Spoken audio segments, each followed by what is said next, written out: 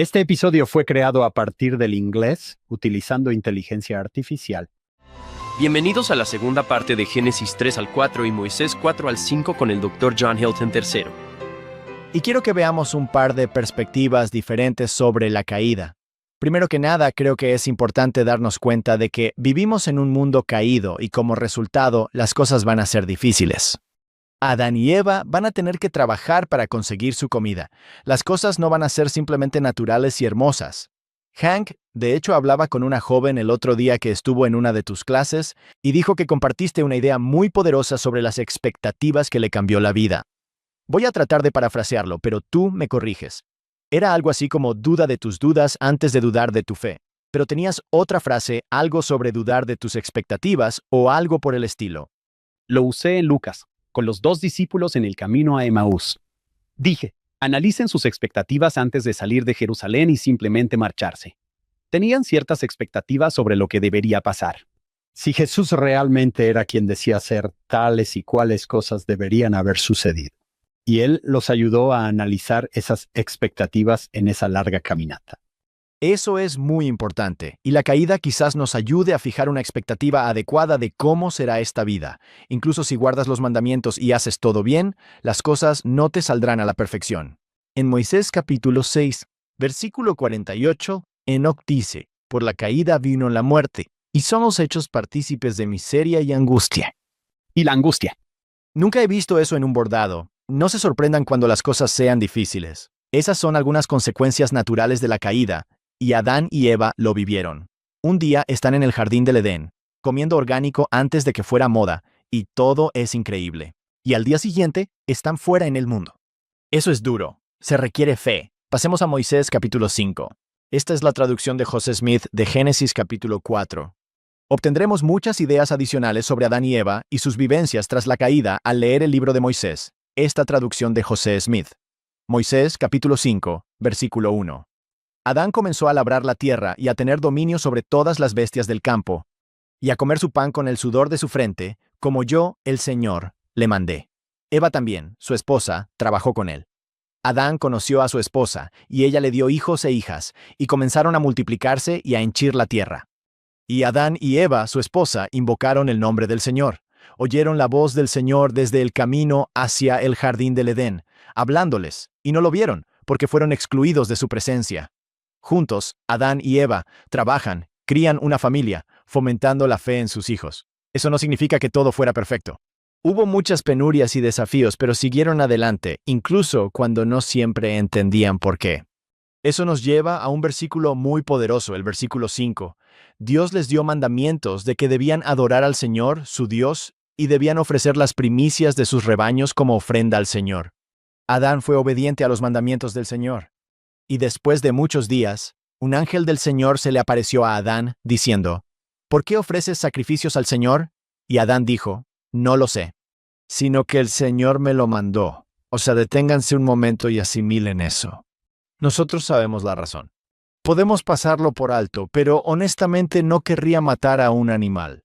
Me pregunto si Adán y Eva pensaron que quizás necesitarían ese animal para criar más rebaños. Es un sacrificio. Imaginen si les dijera que quemen un billete de $20 cada día, solo quiero verlos quemarlo.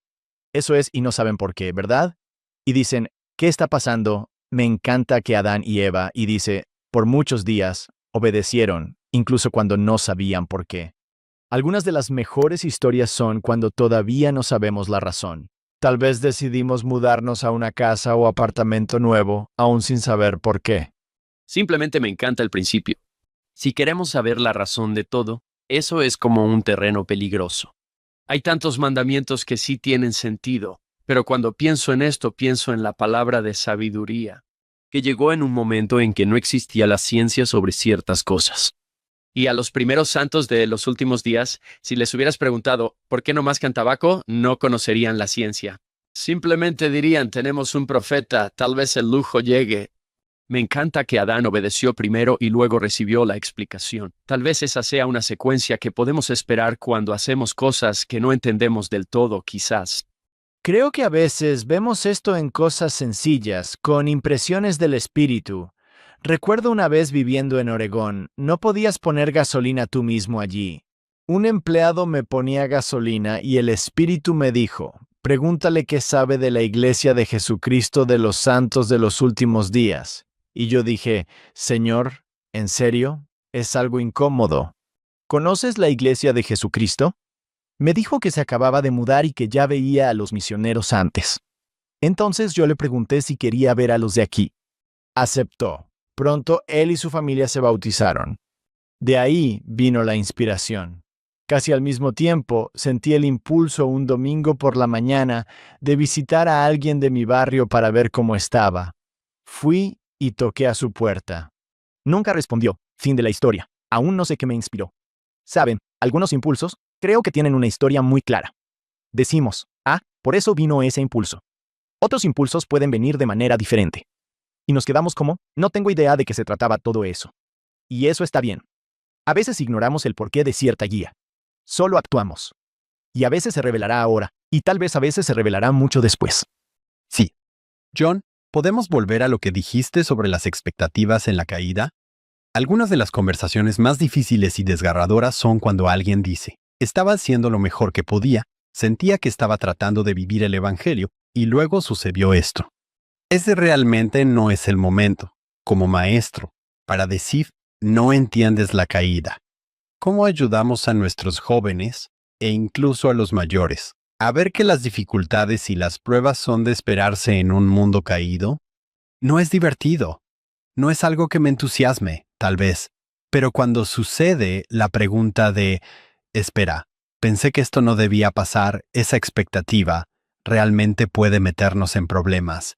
Y empiezo a dudar de si Dios es real y de si me ama. Llévalo a las Escrituras. No hay que leer mucho en las Escrituras para ver que Lehi hace lo correcto y sus hijos intentan matarlo. Jeremías predica toda su vida en Jerusalén y lo rechazan. Mormón intenta guiar a los nefitas y ellos empeoran. Sin un estudio completo, supongo que hay más historias en las Escrituras de quienes eligieron lo justo y su vida fue difícil, que de quienes eligieron lo justo. Salió como esperaban. Es un patrón bíblico. Abinadí hace lo que Dios le pide.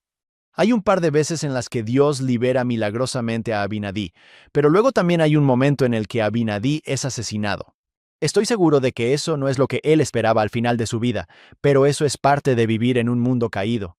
Sin embargo, creo que es importante que recordemos que, aunque hayamos caído, no estamos desamparados. Jesús dijo, mi paz les doy, no como el mundo la da. Se la doy yo, no se turbe su corazón. Va a haber dificultades en el mundo, así que si espero que no haya dificultades, o que porque elegí lo correcto todo saldrá bien, obviamente es una mala expectativa. Pero incluso en medio de la caída, no estamos desamparados. Eso es hermoso. Incluso el Señor mismo, si alguien merecía que las cosas le salieran bien, era Él. Sin embargo, fue despreciado, rechazado, crucificado. Jesús en la cruz dijo, Dios mío, ¿por qué me has desamparado? Y porque Jesús fue desamparado, ninguno de nosotros tiene que serlo jamás, porque Él dijo, no los dejaré huérfanos, vendré a ustedes. Sobre las expectativas aquí, John, ¿tienes algo más? Sí, Hank, creo que, como señaló John, uno de los mejores discursos que he oído sobre las expectativas fue el de Hank Smith. Por eso, empezaste con el camino a Emaús. Bueno, habíamos confiado en que era él quien iba a liberar a Israel. Estaban decepcionados, pero tenían la expectativa equivocada. Jesús les enseña que, en cuanto a las expectativas, debemos cuidar lo que esperamos de los demás. Puede haber alguien que sirva contigo en la iglesia o que no cumpla tus expectativas. Podemos mirar la historia de la iglesia y decir, bueno, ¿por qué no fueron perfectos en esto? O, bueno, esto es todo con lo que Dios ha tenido que trabajar. Como siempre lo repetía el Elder Holland, ¿qué esperas? Bueno, debemos esperar oposición en todas las cosas. Debemos esperar que la vida sea difícil, pero Dios tiene una visión a largo plazo. Él va a traernos de vuelta incansablemente. Entonces a esa expectativa me aferro. Un mundo caído con experiencias caídas. Gracias, John. Sí, gracias. Volvamos a este sacrificio que Adán y Eva están ofreciendo. Así que durante muchos días no saben por qué, pero finalmente llegan a conocer la razón. Para algunas cosas no sabremos la razón completa, pero creo que en algunos casos es útil preguntar por qué y ver si Dios nos lo revela. Y en este caso, el ángel explicó, Este es el versículo 7. El sacrificio es una semejanza del sacrificio del Hijo unigénito. Desde el principio, el sacrificio señala a Jesucristo. Y esto es algo que podemos observar a lo largo de todo el estudio del Antiguo Testamento. Cada vez que ves un altar que señala a Jesucristo, eso sigue siendo cierto hoy en día. Puedes pensar en el simbolismo del altar en el templo, al frente en la sala de investidura o al frente de la sala de instrucción. En el templo hay un altar que simboliza la muerte de Jesucristo. O piensa en una sala de sellamiento. En el centro de una sala de sellamiento hay un altar, un símbolo de Jesucristo. En una ocasión, el elder Bruce C. Hafen hablaba de realizar el sellamiento de un esposo y una esposa. Dijo, y lo cito aquí, dijo, «Invité al hombre y a la mujer a acercarse al altar y a unir sus manos sobre el altar. Ya sea que pienses en el altar o en las manos entrelazadas sobre el altar, la muerte de Cristo está literalmente en el centro de un convenio de sellamiento. Comprender eso profundamente, verlo, sentirlo, puede cambiar nuestra forma de ver el matrimonio. Así que es importante ver la razón y el simbolismo cuando están presentes. Este pasaje aquí en Moisés capítulo 5 es una ilustración muy poderosa de eso. Hoy en día Dios ya no nos pide que pongamos corderos sobre un altar, pero me encanta eso. En 3 Nefi, capítulo 9, leemos lo que dijo Jesús. Ya no me ofreceréis más el derramamiento de sangre. No aceptaré ninguno de sus sacrificios ni sus holocaustos. Me ofrecerán como sacrificio un corazón quebrantado y un espíritu contrito. Eso es algo que aún podemos sacrificar hoy, nuestro orgullo, o tal vez sea una aplicación o una distracción, algo que dejo de lado para enfocarme más en él. De todos los altares que mencionaste, pienso también en la mesa de la Santa Cena, es un altar. Es recordar el cuerpo de Jesús y su sangre. ¿Qué traemos a la reunión sacramental? Nosotros somos el sacrificio, ¿verdad? Traemos nuestro corazón quebrantado, nuestro espíritu contrito. Gracias por recordarnos que el altar está en todas estas cosas diferentes que hacemos, el sacrificio. Eso me recuerda una cita del elder Maxwell. Él dijo que el verdadero sacrificio nunca se trató de sacrificar un animal en el altar, sino de sacrificar al animal en nosotros en el altar. En ese capítulo 5 de Moisés, versículo 6, sería sabio detenernos ahí con nuestros hijos. ¿Por qué estás haciendo lo que haces? ¿Sabes qué? No lo sé, pero sé que Dios quiere que haga esto. Eso para mí es fe en el Señor Jesucristo, ¿verdad? El primer principio del Evangelio. A veces vamos a saber por qué, a veces no, pero voy a hacerlo. Sigo adelante. Hay que distinguir entre tipos de preguntas de por qué. Si preguntan, ¿por qué vives la ley de castidad? Y mi hijo dice que lo hace por obediencia a mí, está bien, pero debe entender el por qué para resistir las pruebas. Pero habrá otras situaciones como ¿por qué murió mi hermano? ¿Por qué tengo esta enfermedad? Ese tipo de preguntas de por qué no podemos responderlas. Debes distinguir qué preguntas de por qué serán útiles y fructíferas y cuáles debemos dejar en el altar y confiar en el Señor. Y que Él enviará más luz y conocimiento. Llegará eventualmente. En su propio tiempo. Saltemos al versículo 10. Me encanta la perspectiva que Adán y Eva ofrecen sobre la caída. Moisés capítulo 5, versículo 10. Adán dijo, «Bendito sea el nombre de Dios, pues a causa de mi transgresión se han abierto mis ojos. En esta vida tendré gozo, y otra vez en la carne veré a Dios». Luego, después, Eva declara, «Sin nuestra transgresión, nunca habríamos tenido posteridad ni conocimiento. El bien y el mal, ni el gozo de nuestra redención, ni la vida eterna que Dios da a todos los que obedecen». Valoro la perspectiva de Eva. Sin la caída no existiríamos. Segundo Nefi 2 dice que sin transgresión, Adán y Eva no habrían tenido hijos. Adán cayó para que los hombres existiesen. Eva habla sobre el gozo de la redención. Y lo dijiste antes, John, que no es solo una caída hacia abajo, sino que es una caída hacia adelante. Con la expiación de Jesucristo en realidad también puede convertirse en una caída hacia arriba. Creo que a veces pensamos en la expiación de Cristo como una respuesta a la caída. Como si Dios dijera, ocurrió la caída. Como, ¿cuál es nuestro plan de respaldo? No era el plan de respaldo. Jesucristo fue sacrificado desde el principio. Moisés capítulo 6 versículo 54 dice que Jesucristo fue preparado desde la fundación del mundo, así que la caída puede hacernos ascender hacia Él. Ya hemos hablado un poco de esto, Pero como resultado de la caída, habrá mucha injusticia en el mundo. Vivimos en un mundo que es intrínsecamente injusto. De hecho, el elder Renland habló de la injusticia exasperante. Me encanta lo que dijo. Esto es del elder Renland, cito: declaro con todo mi corazón dolorido que Jesucristo comprende la injusticia y tiene el poder de proporcionar un remedio. Nada se compara con la injusticia que él soportó. No fue justo que él experimentara todos los dolores y aflicciones de la humanidad.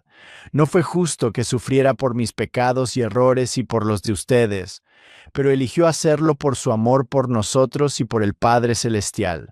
Él comprende perfectamente lo que estamos experimentando. Y lo que me encanta de eso es que es un recordatorio de que la vida no es justa, y hay cosas intrínsecamente injustas debido a la caída, pero gracias a la expiación, toda injusticia será rectificada. A veces en esta vida, a veces en la otra. Pero probablemente mi pasaje favorito de las Escrituras está en Apocalipsis capítulo 21, versículo 4, donde leemos que en el milenio no habrá más lágrimas, ni más dolor, ni más llanto. He aquí, el que está sentado en el trono dice: yo hago nuevas todas las cosas. Toda esa injusticia, todo hecho nuevo en Jesucristo.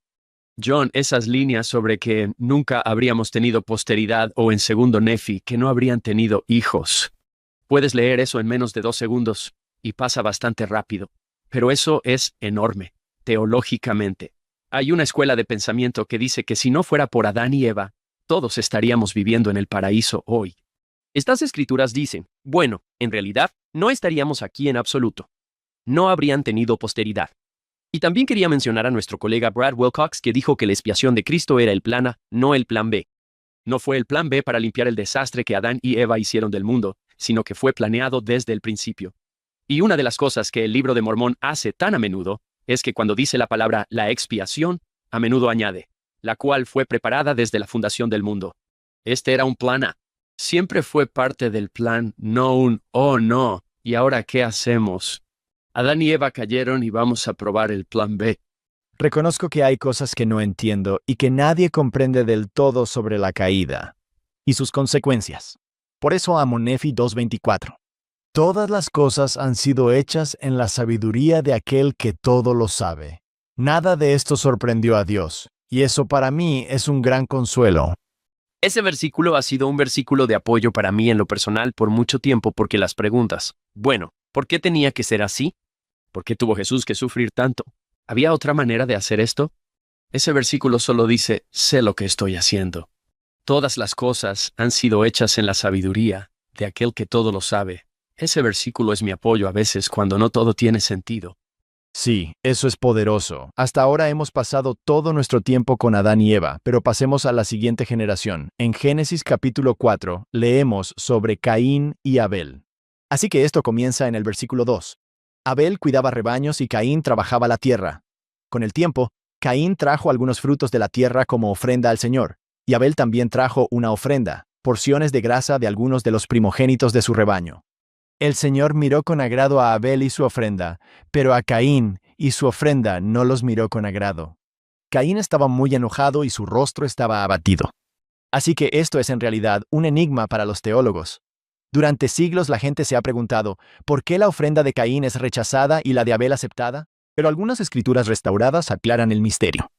Sin eso, es un enigma porque parece que Caín hace algo bueno. Muchos se preguntan si Dios quería un sacrificio animal, pues Caín solo da lo que tiene, por lo que parece. Dar lo que es conveniente, no lo que Dios quiere que des. Lo que realmente vemos para resolver este rompecabezas aparece en Moisés capítulo 5. Nuevamente, esto es la traducción de José Smith. Así que, en Moisés 5:16, estas son las primeras palabras que escuchamos decir a Caín. Él dice, ¿quién es el Señor para que yo deba conocerlo? Esa frase, ¿quién es el Señor? Otras personas que lo dicen en las escrituras son el faraón con Moisés y el rey Noé. Así que no es muy buena compañía la que se tiene aquí.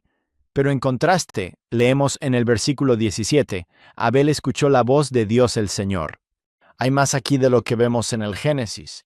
Y el versículo 18 realmente nos muestra el problema con el sacrificio de Caín. Dice, Caín amó a Satanás más que a Dios, y Satanás le mandó, diciendo, haz una ofrenda al Señor. Caín no trajo un sacrificio porque amara a Dios, lo hizo porque estaba escuchando a Satanás.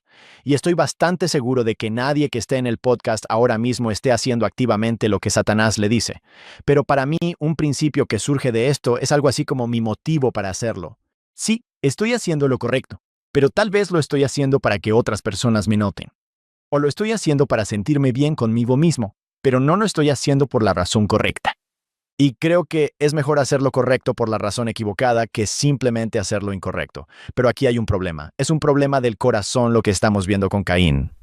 Es esclarecedor. Recuerdo ver esa película épica, la Biblia, y cómo lo manejaron allí, que empezó a verter algo del grano y empezó a retirar un poco, y así indicaron que su corazón no estaba realmente en ello. Pero aquí la perla de gran precio aporta más luz. Gracias por eso, John.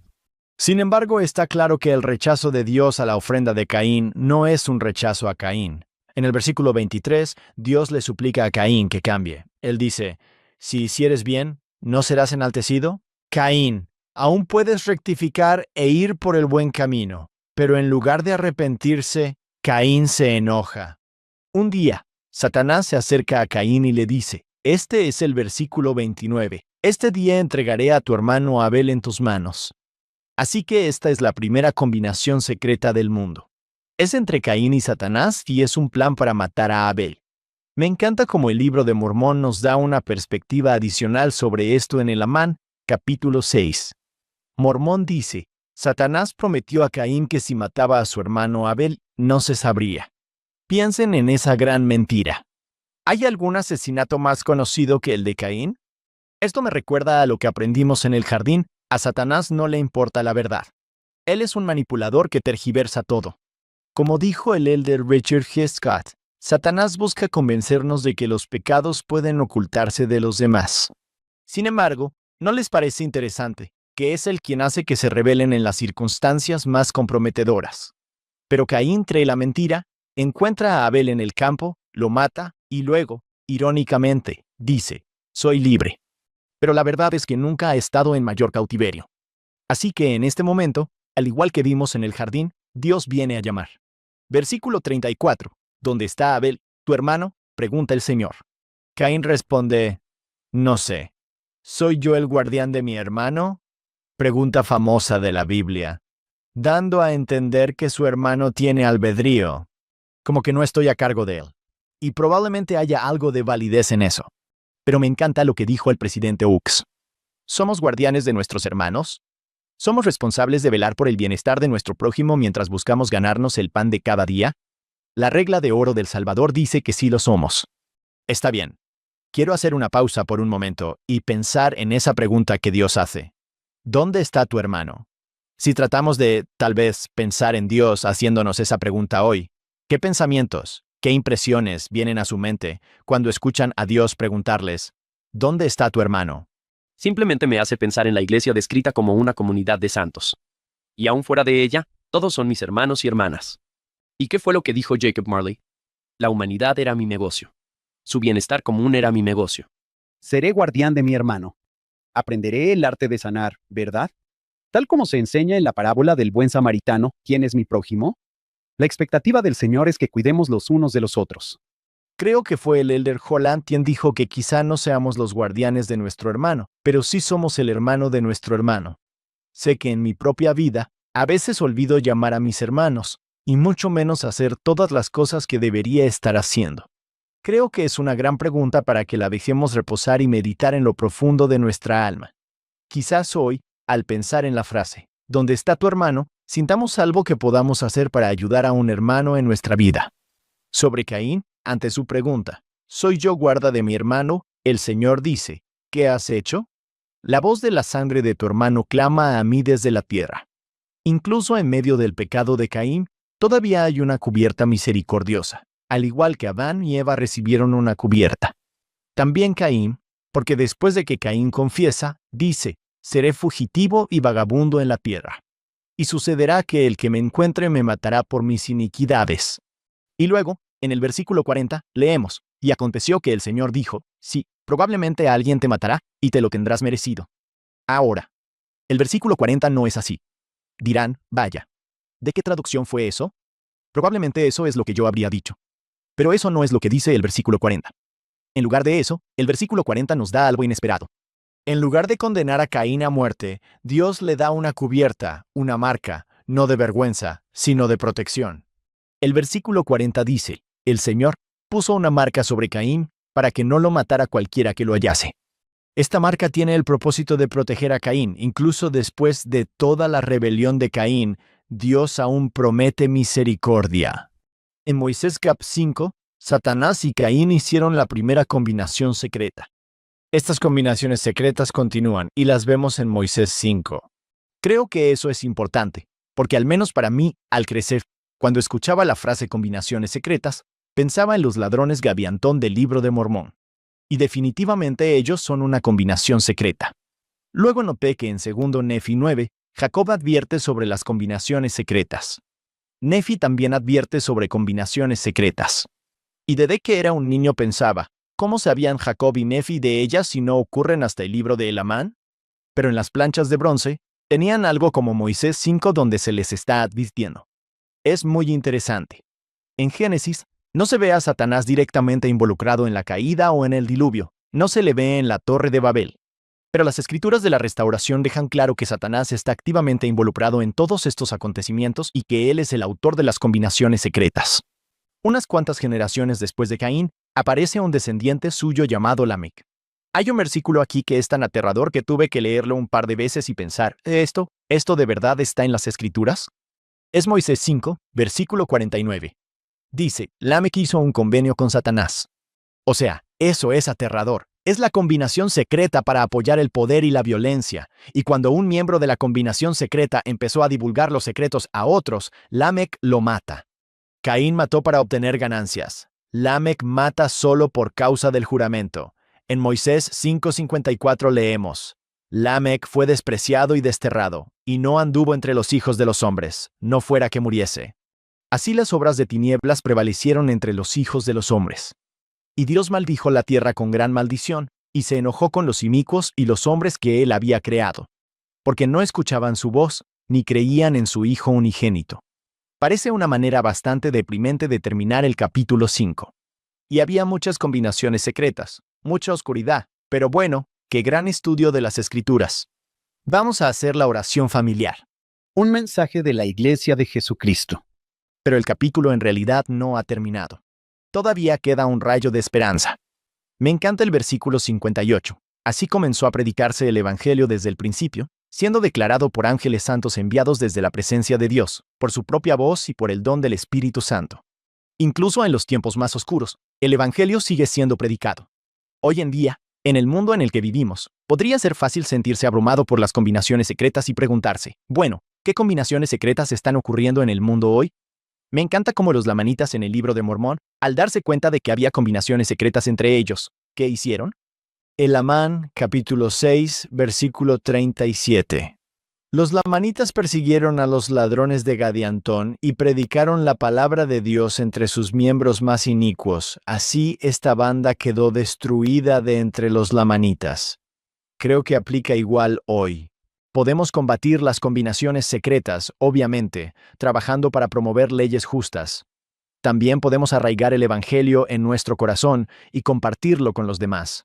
Esa es toda la buena nueva del Evangelio de Jesucristo, donde Lamec dijo que quería vengarse 77 veces. Jesús ofrece perdonar 70 veces 7. Lamec mató para proteger su poder. Jesús murió para darnos poder. Lamec se jactaba de su propia fuerza. Jesús siempre hizo la voluntad de su Padre. Jesús siempre nos señala el camino mayor y nos da la fuerza mayor para hacer lo correcto, incluso cuando vivimos en tiempos difíciles. Ahora, antes de concluir, hay un último pasaje que quiero compartir. Quiero volver a un momento en el jardín. Pero, ¿hay algo más de lo que quieran hablar antes de que terminemos? Recuerdo que hace 4 años tuvimos aquí a Sean Hopkins. Vaya, de Sean Hopkins a John Hilton. Una compañía increíble. Él dijo, fíjense que cuando Adán y Eva salen del jardín, ellos van a trabajar. Vas a proveer. Vas a sudar. Fíjense que la primera de las tentaciones del adversario a Caín es, toma lo que quieras. Tu hermano lo tiene, ve y tómalo con violencia. Eso se me ha quedado grabado porque con frecuencia busco atajos. Sé que no busco herir a nadie, pero con frecuencia busco evitar el trabajo. Y eso parece ser parte de las combinaciones secretas. Queremos evitar el trabajo que viene con la caída. Creemos que no tenemos que trabajar. He tratado de desarrollar un carácter que vea el trabajo como algo que me traerá gozo, ¿verdad? Es una parte importante de esta vida mortal. John Hilton, yo también te conozco como padre. ¿Disfrutas permitir o dar a tus hijos la oportunidad de trabajar y dejar que sientan el gozo de hacer eso? Sí, me encanta eso. Es una perspectiva excelente. Gracias, John. Escucho tu voz aquí. Absolutamente. Y después de que Ley muere y Nefi tiene que irse, en 2 Nefi 5 dice, enseñé a mi pueblo a ser industriosos y a trabajar con sus manos. No era, ahora que estamos lejos, por fin podemos relajarnos. Vivieron de una manera feliz. Sí, justo ahí en el mismo capítulo. John Hilton, me gusta lo que hiciste aquí. Realmente podríamos desanimarnos y todo podría volverse muy oscuro al hablar de estas combinaciones secretas. Tendremos que tenerte de vuelta para el año del Libro de Mormón y así nos enseñas sobre las combinaciones secretas. ¿Quiero ser el maestro de combinaciones secretas? Me gusta cómo le diste la vuelta y dijiste, miren lo opuesto que es al Salvador y miren lo que Él nos ofrece. Nos ofrece comunidad también, convenios también, luz, verdad. John, creo que, como maestro o padre esta semana, no tengo que simplemente decir, bien, hablemos de las combinaciones secretas. Puedo decir, vamos a ver lo que el Salvador nos ofrece. Sí, y creo que eso es muy importante. Podemos hacer eso con cualquier pasaje de las Escrituras en el que estemos estudiando. Hay un discurso, y tal vez podamos poner el enlace en las notas del programa, de Chad Webb, donde enfatiza la importancia de poner a Cristo en el centro de todo lo que estamos enseñando. Por ejemplo, pronto hablaremos de la Torre de Babel, y la gente decía, queremos hacernos un nombre. Y qué gran principio que podemos aplicar en nuestras vidas. Así que, sea lo que sea de lo que estemos hablando, el hermano Webb dice que debemos dirigir a las personas hacia Jesucristo. A veces vamos a ver como una persona heroica en las Escrituras y podemos ver cómo Jesucristo es la versión superior de esa persona. A veces vemos a una persona negativa, como Lamech, y vemos cómo Jesucristo es completamente lo opuesto a esa persona. Y creo que simplemente hacer una pausa al final de un capítulo, o decir, donde estamos viendo a Jesucristo aquí, es una manera muy poderosa de centrarnos en el Salvador. Y eso quizás sea un chequeo constante en mis lecciones este año, a lo largo del seminario, con mis alumnos, con mis hijos. Asegurarme de que esa pregunta esté siendo respondida. Sea lo que sea de lo que estemos hablando hoy, ¿cómo puede acercarlos a Cristo? ¿Cómo podemos ver a Cristo aquí? Y eso es parte de lo que estás haciendo. Exacto. Sí, quiero decir, Jesucristo realmente está en cada página, y podemos verlo, ya sea que estemos hablando de Noé y el arca, de la Torre de Babel, o de Jonás y el gran pez. Él es parte de cada historia. A veces es obvio y otras veces tenemos que armar el rompecabezas y pensarlo con más detenimiento. Probablemente la mayoría de nosotros no estaba pensando esta mañana en cómo Lamech y una combinación secreta son el antitipo de Cristo. Me encantó lo que dijiste. A cada combinación secreta corresponde un convenio sagrado. Por cada obra oscura Cristo invita a la luz. Tales oposiciones y paralelos cruzan las Escrituras. Y encontrarlos es muy divertido y realmente nos centra en lo que más importa. Hablamos de ocultar. Bueno, ¿qué es un secreto? Es algo que intentamos esconder. Y pienso en Juan 18:20. Cuando Jesús está delante de Caifás. Jesús le respondió, yo he hablado abiertamente al mundo. Siempre he enseñado en la sinagoga y en el templo, donde los judíos siempre se reúnen, y en secreto no he dicho nada. Solo pienso que es interesante como lo abierto que es eso en contraste con estas combinaciones secretas de las que hemos estado hablando. Sí. John, me hiciste pensar en un momento del Elder Holland, en abril de 2010. Él está hablando del enemigo de nuestra alma, el adversario del que hemos estado hablando. Dice que el amor verdadero nos llena de gozo, es algo que nos llena realmente, como yo lo estoy con la hermana Holland. Lo proclamamos desde los tejados. Pero, la lujuria se caracteriza por la vergüenza y el sigilo y es casi patológicamente clandestina. Cuanto más tarde y oscuro, mejor, con una puerta de doble cerrojo. El amor nos hace instintivamente buscar a Dios y al prójimo. La lujuria es todo menos piadosa. Celebra la autocomplacencia. El amor viene con las manos abiertas y un corazón abierto. La lujuria viene por apetito abierto. Contraste que John nos dio hoy. Esa es una cita poderosa. Perspicaz. Bueno, al concluir hoy, tal vez podamos terminar con un ejemplo de lo que estamos hablando. Encontrar a Jesucristo en el centro de una historia. Quiero volver a lo que Dios le dijo a Satanás en el jardín.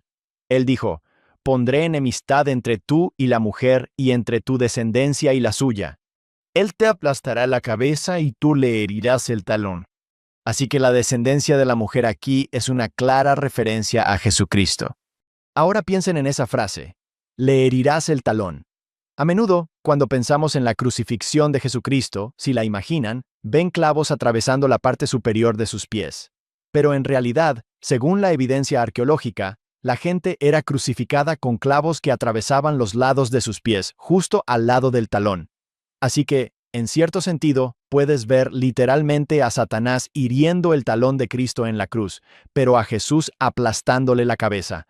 En Hebreos capítulo 2 dice, Jesús, por medio de la muerte, destruyó al que tiene el poder de la muerte, es decir, al diablo. Y nos lleva a un detalle interesante porque recuerdan que Jesús es crucificado en medio de dos ladrones. Y hay un detalle sobre el árbol de la vida. ¿Recuerdan en Génesis 2:9 que el árbol de la vida estaba en medio del huerto? Jesucristo se subió a un árbol, al árbol del medio, porque Él es el árbol de la vida, y por su sacrificio podemos tener la paz suprema a través de Él. Para mí, eso es un recordatorio de que Dios todavía nos está llamando y todavía nos está cubriendo. Por eso podemos descansar profundamente de nuestras preocupaciones, porque Jesús es el árbol de la vida, porque se subió a ese árbol del medio. Aprendí eso sobre la crucifixión del libro Considering the Cross, How Calvary Connects Us with Christ, de John Hilton III. Sí. Suena como uno muy bueno. Fue un gran libro. Fue un gran libro. John, no tienes idea de cuánto aprecio todo lo que hemos hablado hoy. Primero, voy a comprar quizá una edición más sencilla de la Biblia para mí y para mis hijos, especialmente para mis hijos menores, algo a un nivel de lectura más simple. Y luego, cuando ocurran cosas difíciles, al menos puedo respirar hondo y decir, está bien, esto es parte del plan. Vivo en un mundo caído. Justo el otro día, salí de mi garaje, iba hacia mi camioneta y me torcí el tobillo como no tienes idea. Me golpeé la cabeza con el scooter de mi hijo y pienso, estoy tratando de hacer cosas buenas aquí, ¿no? Creo que iba a hablar en un devocional para un seminario. Y mientras estaba ahí diciendo, vivimos en un mundo donde nos caemos literal y metafóricamente. Y luego, enfocarnos en Cristo cada semana en el Antiguo Testamento. Estas son 3 lecciones importantes para mí. Por supuesto. Aprendí muchísimo hoy, John. Gracias por esto. Para mí, una de las cosas que me encanta es que Dios los cubrió, hizo túnicas de pieles y los vistió, y que todavía nos impacta ese mismo hecho. El hecho de que todavía seamos bendecidos por esa idea y de una manera literal hoy en día es tan maravilloso para mí. Que esa historia todavía continúa y somos bendecidos por ello, y tener una forma de recordar cada mañana que estoy cubierto por Cristo es realmente hermoso, hermoso. John, danos tus reflexiones finales antes de dejarte ir. Ha sido un verdadero gusto tenerte aquí. Oh, gracias. Para mí, al pensar en estos capítulos en su conjunto, una imagen que me viene a la mente es la importancia de que no necesitas las hojas de higuera cuando tienes una túnica de pieles. Creo que hay muchas maneras en nuestras vidas y este es un patrón cuando llegamos a la Torre de Babel. Dice que la gente intentaba hacerse un nombre. Es solo otra forma de cubrirnos con hojas de higuera. Búsquenlo al leer el Antiguo Testamento. Veo en mi vida que muy a menudo intento cubrirme con hojas de higuera cuando ya tengo la túnica de pieles. Jesucristo es la respuesta. Para mí, al dar un paso atrás, en cierto modo veo en Génesis capítulos 3 y 4 a muchos escondiéndose de Dios. Para mí, el mensaje principal es que no estás demasiado perdido para ser encontrado. Tus seres queridos no están demasiado perdidos para ser encontrados. Dios, el Creador, nos busca. Él dice, ¿dónde estás? Entonces este es un mensaje de esperanza. Estés donde estés con los tuyos, jamás estarás perdido para Él. Gracias. Nos alegra que Lonnie se arriesgara contigo. Por favor, dile gracias por ello. Fue un gran riesgo. Llegaste a ser la persona, ¿verdad? Fue un proceso de creación y te convertiste en el hombre que ella necesitaba que fueras. Lonnie, si estás escuchando, te queremos. Queremos agradecer al Dr. John Hilton III por acompañarnos. Queremos agradecer a nuestra productora ejecutiva, Shannon Sorensen, y a nuestros patrocinadores, David y Verla Sorensen. En cada episodio, recordamos a nuestro fundador, Steve Sorensen. Esperamos que nos acompañen la próxima semana. Hablaremos más del libro de Génesis en Follow Him. Gracias por acompañarnos en el episodio de hoy. ¿Hablas o conoces a alguien que hable español, portugués o francés? Ve y escucha entonces el podcast en esos idiomas. Links abajo. Las notas y la transcripción del programa de hoy están en nuestro sitio web followhim.co. Nada de esto sería posible sin nuestro increíble equipo de producción. David Perry, Lisa Spice, Will Stoughton, Crystal Roberts, Dr. Ariel Quadra, Heather Barlow, Amelia Kubica, Sydney Smith y Annabelle Sorensen.